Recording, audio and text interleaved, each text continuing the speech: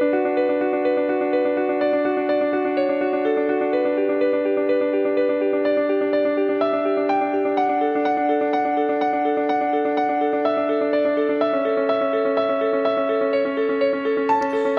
everyone. I'm your host, Andrea Weckerly, and welcome to the Ready Living podcast, where each episode is designed to educate, inspire, and empower you to create the life you want. Thanks for joining us, and remember to subscribe for free on your favorite platform.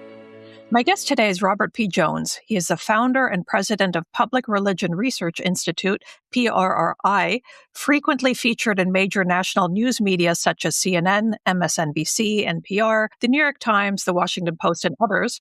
The author of The End of White Christian America, White Too Long, The Legacy of White Supremacy in American Christianity, The Hidden Roots of White Supremacy, and The Path to a Shared American Future. He has a PhD in religion from Emory University, a master's in divinity from Southwestern Theological Seminary, and a bachelor's degree in computing science and mathematics from Mississippi College. His new book, Backslide: Reclaiming a Faith and a Nation After the Christian Turn Against Democracy, is coming out in September 2026. Welcome, Robbie. Thanks. Glad to be here. Your books share a common and urgent thread that for the American democratic experiment to succeed, white Christianity needs to acknowledge its imperfect history, and at the center of that, Christian nationalism. CNN just had a major documentary called The Rise of Christian Nationalism. PRRI released one big study last month on these topics. We have to have specific definitions of how we define things. We're measuring this with public opinion surveys. So it means that we're doing random population surveys and we ask people like what they believe about different topics. We don't just ask people, hey, are you a Christian nationalist? Yes or no. We actually have to ask them some questions that are about their deeper beliefs and kind of get at their orientation. So we ask them things like, do you agree or disagree the U.S. should declare itself a Christian nation, that laws should be based on the Bible, that if our country gets away from our Christian foundations, we won't have a country anymore, that Christians should exercise dominion over all areas of American society. So it's those kinds of questions. And we use them actually together in an index. So in other words, if you answer just one of those questions a certain way, that matters less than how you answer all 5 of the questions in our index. 1 in 10 Americans say they completely agree with all 5 of those statements. And there's about another 20% who mostly agree. That means that there's about 3 in 10 Americans, less than a third, that really qualify as what we call Christian nationalism adherents or sympathizers. 2/3 of the country leans the other way. The name of the new report is Mapping Christian Nationalism Across the 50 States. And I'm wondering, what states have a higher concentration of Christian nationalism belief than others? Are there regional differences? That report's based on over 22,000 interviews that we conducted last year. You have to do that many interviews if you really want to be able to get an estimate for every state. We have a heat map in the report. You would think you were looking at the CNN electoral map that you see on election night, where they're coloring all the states red and blue, because it's the same pattern. So what we see is this stronger support for Christian nationalism down through the Midwest, through the Deep South, and then kind of up the Appalachian Mountains into West Virginia. It's kind of U-shaped curve in the middle of the country with less support on the coasts and bigger cities and in the Northeast. I'm from Mississippi. 51% of the residents in my home state qualify as Christian nationalists, but in Massachusetts, it's only 15%. There's big spread between states like West Virginia and Mississippi and states like, Massachusetts, on the other hand. One of the things that I also found interesting, but not necessarily surprising from the report, were that the findings show that nearly 2/3 of Americans who trust far-right news outlets qualify as Christian nationalist adherents or sympathizers. So my question is, which way does the causality run? Does Christian nationalism make people seek out far-right media, or does far-right media produce Christian nationalists? It's a great question. We have run some models where you can sort it out, and we do see it actually runs both directions. So you can predict people's propensity to adhere to these Christian nationalist beliefs by the media that they say they most trust. And I should be specific here that the ones that we find really stand out are Fox News, maybe not surprisingly, talk radio, also maybe not surprisingly. And what's interesting, though, in the last 5 or so years, there's actually been an ecosystem emerging even to the right of Fox News. So One American News, Newsmax, some of these other cable things that have actually explicitly positioned them to the right of Fox News. They say they most trust Newsmax or One American News. They're even more likely to adhere to Christian nationalism. And here's the thing I would say that's really important. You can see the power of media here because if you just look at Republicans and you compare Republicans who trust Fox News or far-right news versus Republicans who trust any other news source, you will see a 30, 40 percentage point gap in those attitudes, with Republicans who trust these far-right news sources looking very different than even other Republicans. There is certainly some self-selection. If you have these views, you kind of gravitate toward those news sources. And the other thing is it's algorithmically driven. The algorithm learns very quickly what you're clicking on, and then it just feeds you that stuff. In some ways, you're kind of in an ideological doom loop after a while. Another thing that I noticed from the report was that 2/3 of white evangelical Protestants hold Christian nationalist views, but so do more than half of Hispanic Protestants. And that's a number that challenges a lot of assumptions. So what's driving Christian nationalism among Latino communities? It's evangelical theology is really the short answer. There's a really remarkable divide. I think it's gone under the radar of most political commentators in the Latino community around politics and religion. Political orientations are actually driven quite strongly by religious affiliation. So, for example, for the last few election cycles, you can clearly document that Latino Protestants who tend to be evangelical, Pentecostal, charismatic, and share a lot of theology with white evangelical Protestants, they tend to vote about 6 and 10 for Trump every time he's been on the ballot. But Latino Catholics, on the other hand, which is the larger group among Latinos, have voted very consistently for Democratic candidates. So there's a big gap by religion between Latino Protestants who lean Republican and evangelical and Latino Catholics who tend to lean Democratic.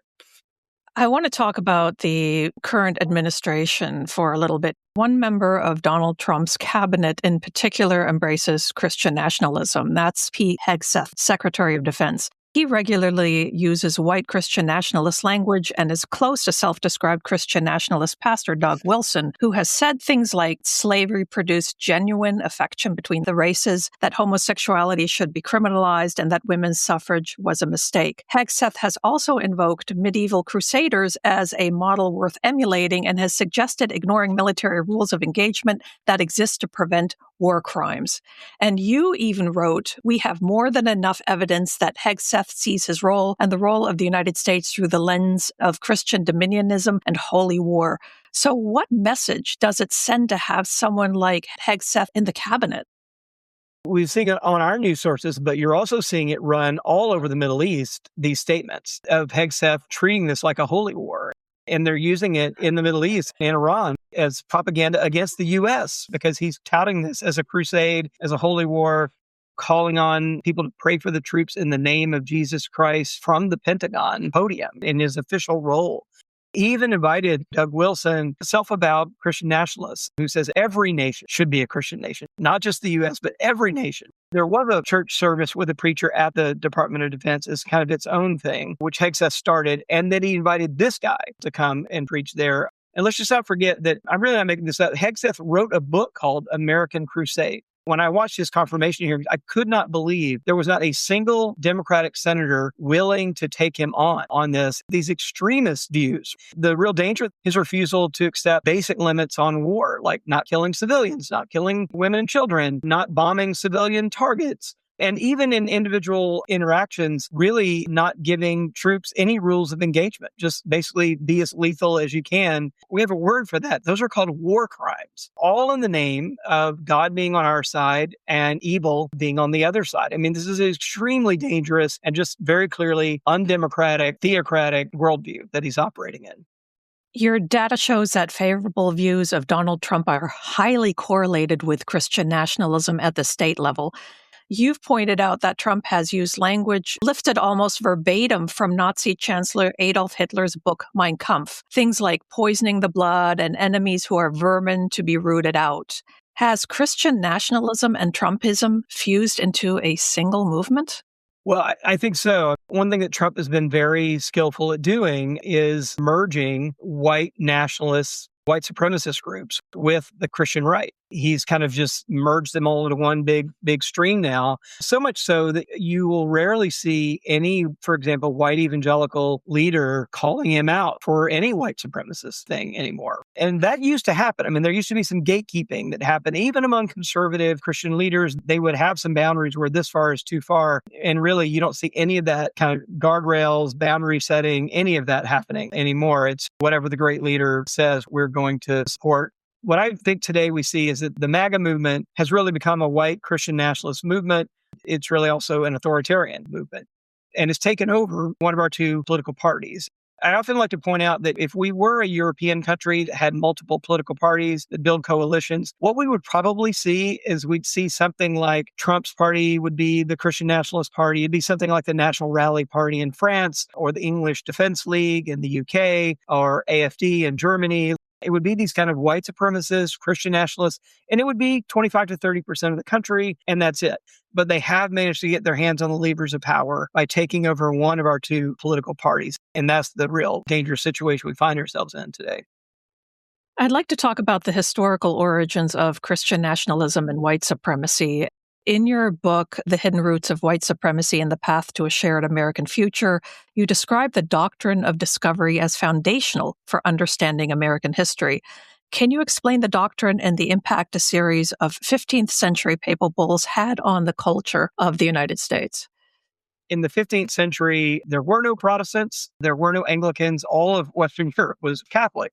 And in fact, these papal bulls served as the closest thing to international law that really existed. The church kind of providing an international moral context.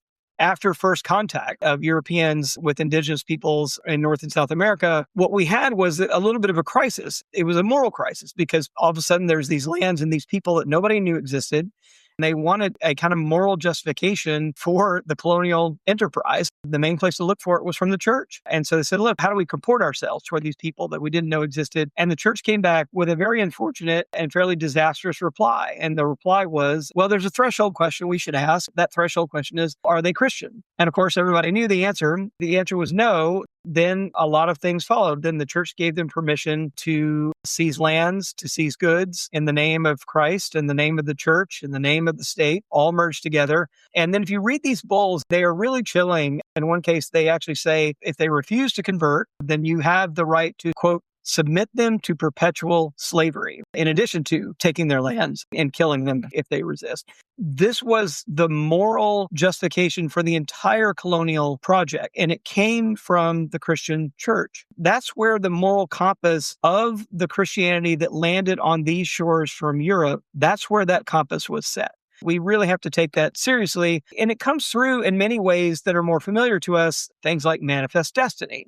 And in fact, just to kind of draw it all the way up, if you hang out on the Department of Homeland Security's Twitter feed, for example, you will see endless images of white Christian settlers, pioneers, colonial conquerors, all on there with messages like, defend your homeland. If you ask, well, who's the your? It's white Christian people. Your work also talks about how the lost cause ideology after the American Civil War played an important role in Christian nationalism and white supremacy. That's another touchstone where it's notable that while the U.S. Constitution does not invoke God, we did have a constitution in part of the country that did invoke God very prominently. And that was the Constitution for the Confederate States of America, who really did think that slavery, enslaving other people based on the color of their skin, was part of God's plan for the ideal human society.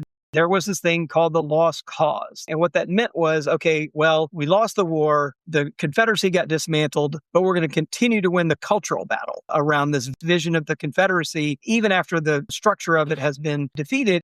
And that's how we get Jim Crow laws. That's how we get segregation. It was a kind of reassertion of that Southern claim that this was God's vision for the ideal human society.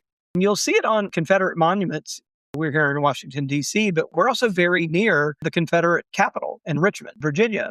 And one of the more prominent monuments there was the monument to Jefferson Davis. It was on one of those big traffic circles on Monument Avenue in Richmond that had been there for 100 years. I've been there to visit before it got torn down. So big statue of him. And there's a big column behind him that has this woman in robes, kind of Greek goddess in robes, with her finger pointing to the heavens. And under it is a Latin inscription that translates to God will vindicate. This is not like something that existed during the Confederacy. It's put up after the defeat. So I think that sense of lost cause, this kind of blending of Christian theology with white supremacy, it's still alive and well. It stems back from those 15th century documents. It comes up through the Confederacy, and it's still with us in the MAGA movement today. And in between there, in the end of white Christian America, you trace the mobilization of modern white Christian nationalism to the decades-long political strategy of securing the Southern white vote and aligning evangelical voters with the Republican Party through Jerry Falwell's moral majority in the 70s and 80s. One of the most misunderstood things about the Christian right, it's really a very successful marketing campaign on their part. They were all about abortion and same-sex marriage. Certainly in the early 2000s, it's all you heard in political campaigns, so-called culture war issues. But the real culture war that brought Jerry Falwell and the Christian right into politics was actually Martin Luther King. Falwell had a famous speech where he was criticizing King, where he made these bold statements that like pastors should stay in their lane and stay in the pulpits and stay out of the streets. He said that because he wanted to criticize King's organizing for civil rights. But then what happened is a Christian school, Bob Jones University, no relation to me. Let's make that very, very clear. Yeah. But the thing that really brought the Christian right in is that Bob Jones University had a very explicit racist policy that even extended to prohibiting not only admissions, but even on-campus mixed dating. If you were white, you could not date someone not white on campus. And then they were receiving federal money. Passage of the Civil Rights Act, they were in violation of discriminating on the basis of race and then receiving federal money. And that's what actually began the Christian rights movement into policy. So it wasn't abortion. It wasn't same-sex marriage. It was defending the right of Christian schools to discriminate on the basis of race. That was really the beginning of the Christian right movement. And again, if you kind of understand that as the early part of the DNA, these other issues kind of get tacked on as politically expedient and useful politics. But the kind of deep, deep DNA is still about white supremacy and Christian supremacy. Some of what makes your work so fascinating to me is your own background. You grew up Southern Baptist, attended a Baptist college, and then earned a degree from a Baptist seminary. And yet you've said that you didn't hear anything substantive about your own denomination's white supremacist roots until you were around 22 years old when a professor finally told you what the word Southern actually meant in Southern Baptist. I think that's the power of it, is its invisibility in many ways, and the sort of willful construction of a world where those questions just don't get asked. And I did have a rare professor at a Southern Baptist seminary, Leon Macbeth was his name, who did just say, let's just say this straight out. The word Southern in Southern Baptist isn't a compass point. It is a kind of adherence to a Southern way of life that is code for the lost cause of the Confederacy. That's really what it's about. And in fact, when you look at the history, the Christian churches actually split before the Union split. The biggest ones actually split in 1845, so pre-Civil War. There's a split between the Baptists in America and the Methodists in America. Those are the two largest Protestant denominations at the time. Both of them split in 1845 over the issue of slavery.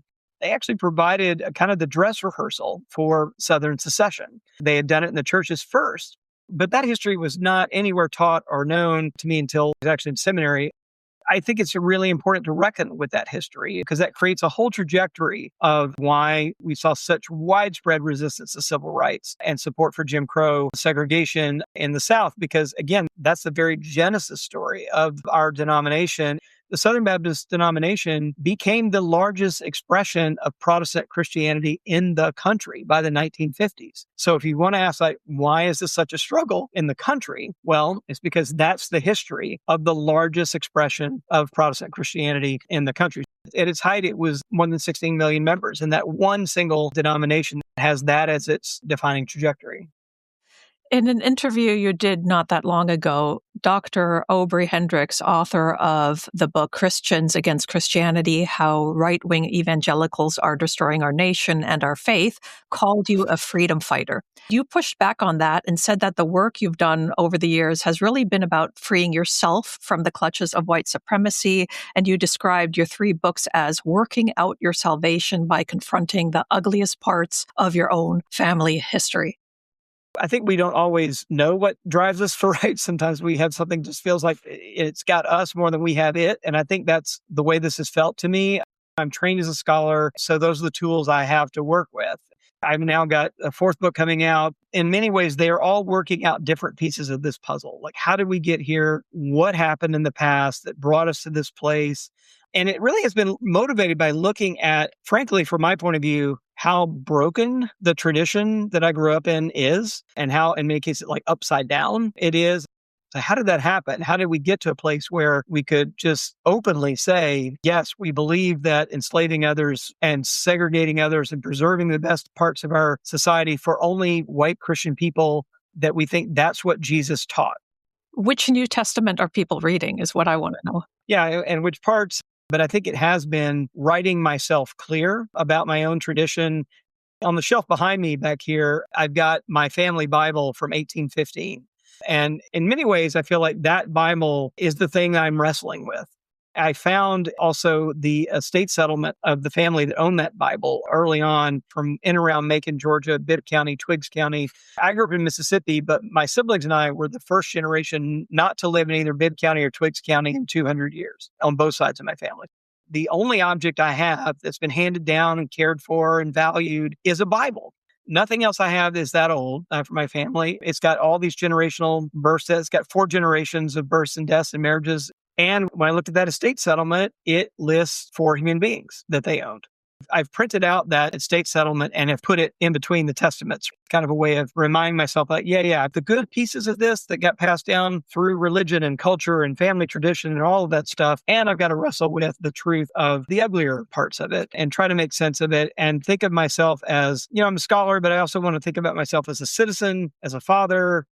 We don't get to choose the families we're born into. We don't get to choose the countries we're born into. We come into an already spinning world and we have to kind of get our bearings. But once we do, we become adults, then I think we do have a responsibility to say, okay, this is what I've received. This is the world I have come to know. Now, what's my part? And what do I hand down to the next generation?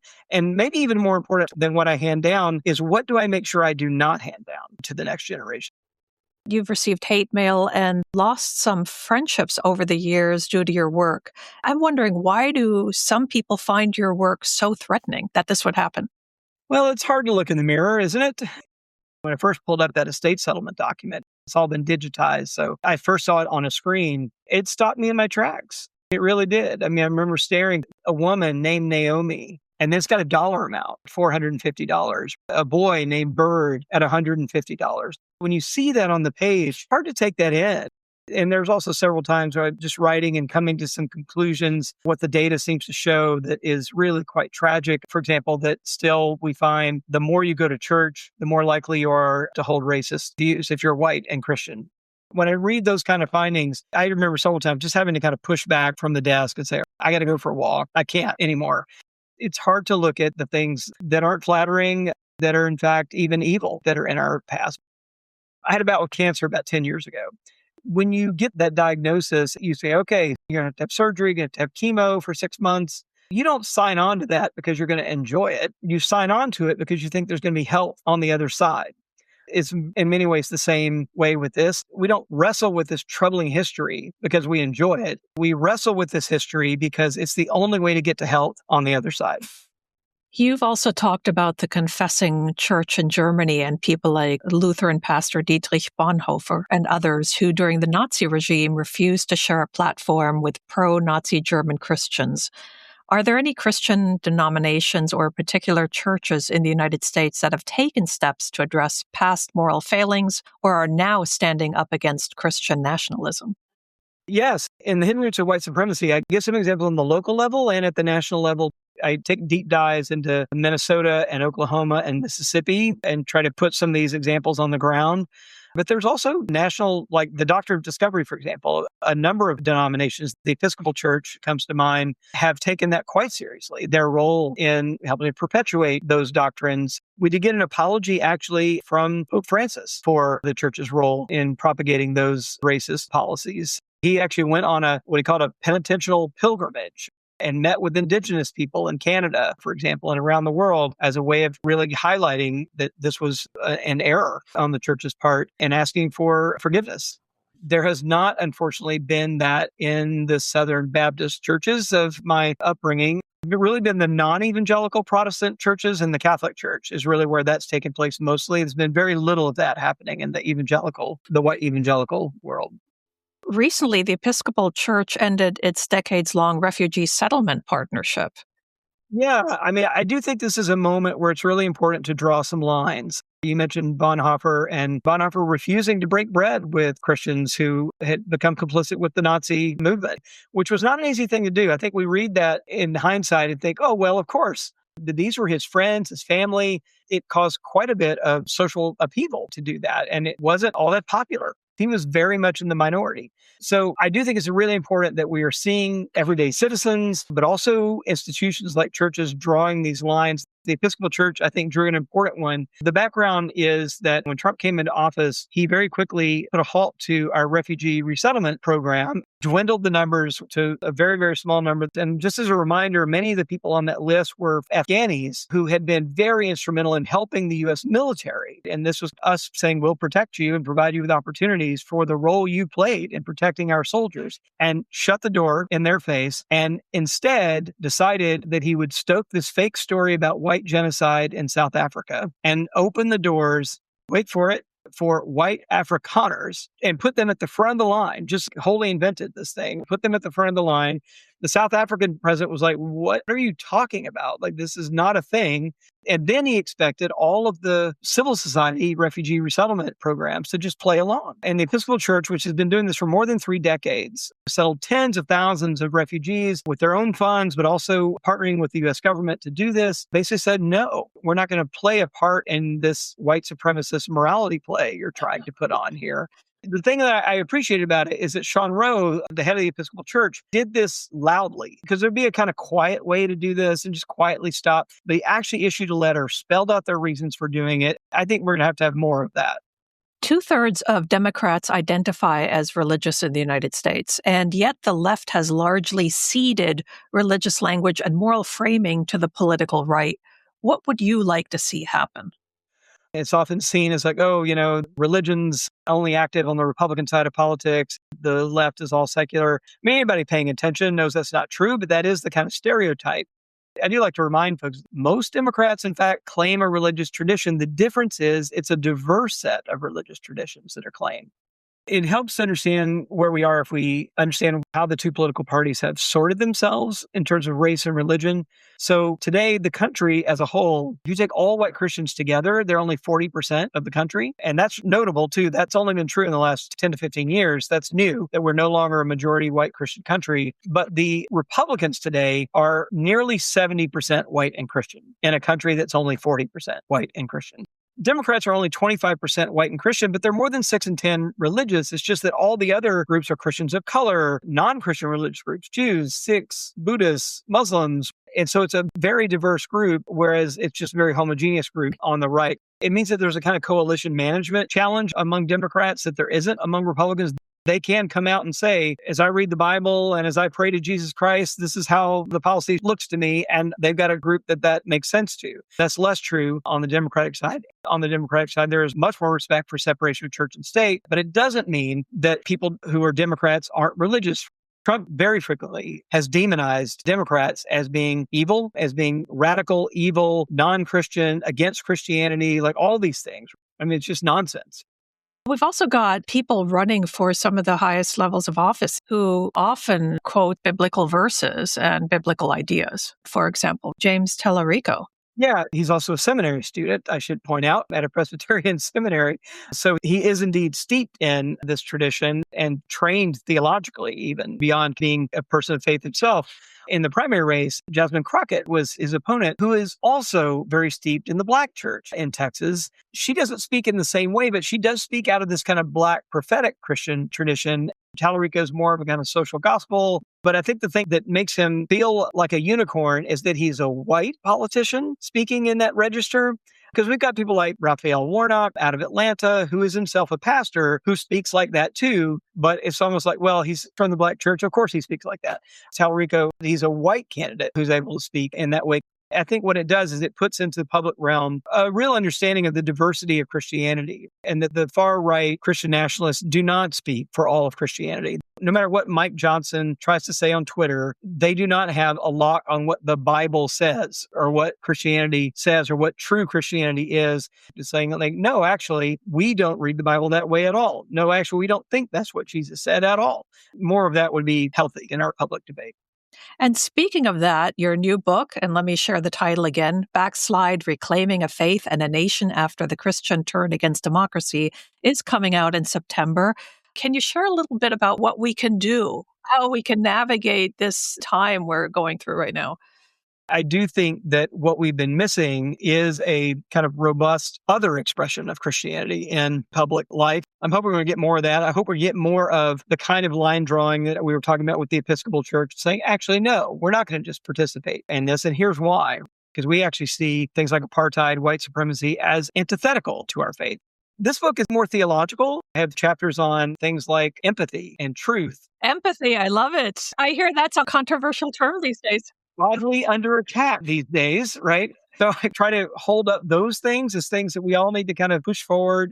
I do write, I think, in particular for people who come from a Christian background and are trying to think about what's our role and try to call people forward to draw some of these lines, call people out, and take a stand for a different vision. Christianity that is against white supremacy, that is for pluralism, that is for democracy, and doesn't see these things at all incompatible. It sees them as outgrowths of Christian expression in public life. This year, we have both the 250th anniversary of the Declaration of Independence, and we have a midterm election. So we're going to have a big national argument about who we want to be for the next 250 years. And that next election is going to be part of how we put the down payment on getting there. The book comes out right in the middle of all that. So I'm hoping that it will help stiffen spines and encourage people. Now's the time to take a stand. Now's the time to have a public voice. Where can people go to learn more about your work? Thank you. All the data we've been talking about is at the website of Public Religion Research Institute. That is PRRI.org. You can follow my own writing on Substack, free Substack newsletter, redeemingdemocracy.net. Those are the main two places you can find my work. The book, Backslide, Reclaiming a Faith and a Nation After the Christian Turn Against Democracy, is available pretty much wherever books are sold. There'll be an audiobook, ebook, all that drops September the 8th. Robbie, thank you so much for having taken the time today. Oh, thank you.